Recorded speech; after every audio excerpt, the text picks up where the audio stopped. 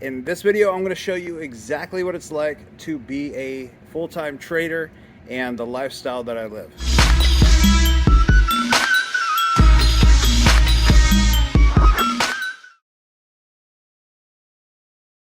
All right, guys, so first and foremost, I'm just chilling here underneath my tree, blue skies, got the palms, got things going for me here.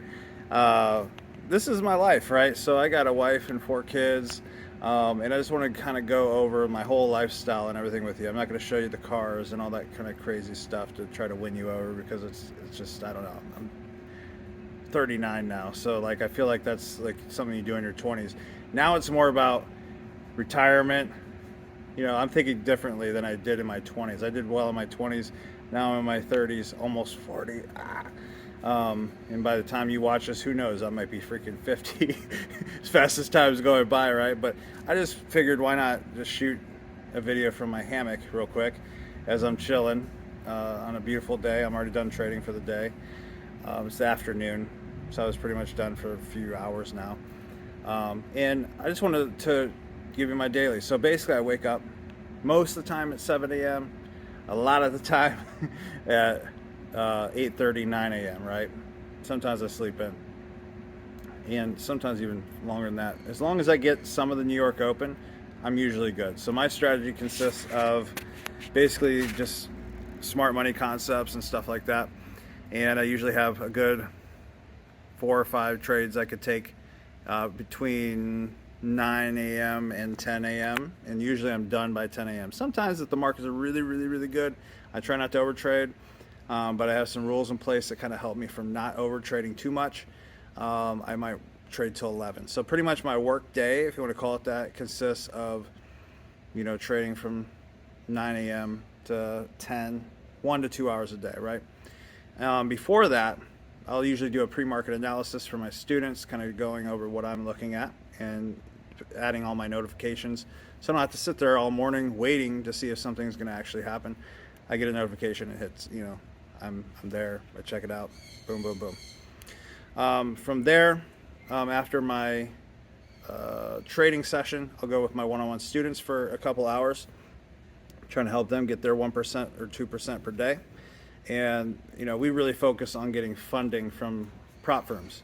So 1%, 2% per day of 100,000. I always tell them, look, if $16,000 can change your life in a month, then 1% a day is fantastic, because 20 trading days in a month, after you pay the prop firm, you're getting about $16,000 take home.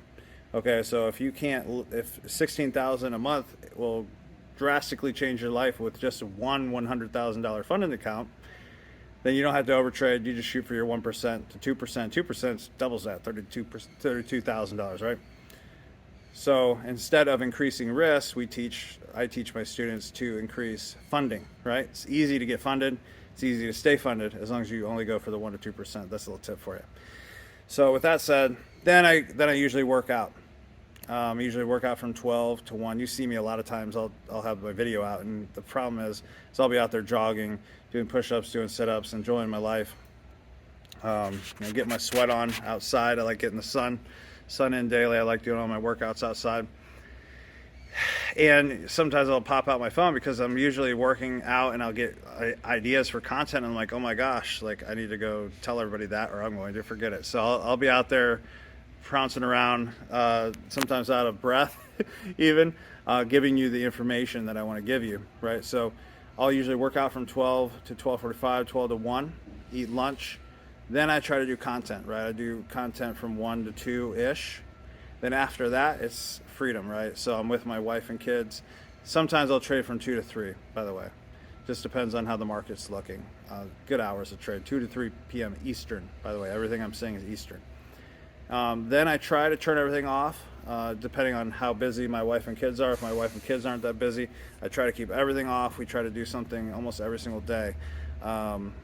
Like I think tonight we might go to Top Golf, maybe, or a park. We try to do a lot of hiking, that kind of stuff. I might take my son fishing. I have, like I said, I have 4 kids, and at the time of recording this, I have 2 of my other sons who are like my sons down from Ohio, down here visiting to Florida, where I live. So we got like 5 kids, and I have 2 more kids coming. So I have like 7 kids that are all going to be here. We're going to be going to SeaWorld. We're going to be doing all kinds of stuff. I do like cars, but I will say this. I was addicted to cars. I had 13 different vehicles before I got my Jeep. I got my Jeep, and then I was like, I don't really need anything else, you know. So I do a lot of renting, but I get a lot of exotics and different things like that, and lease and do that kind of thing. It's not that I can't afford it. I just, as I'm older, I look at those as they're not assets, right? They're depreciating liabilities, right? So like, to me, it's like, oh my gosh, it's like such a waste of money.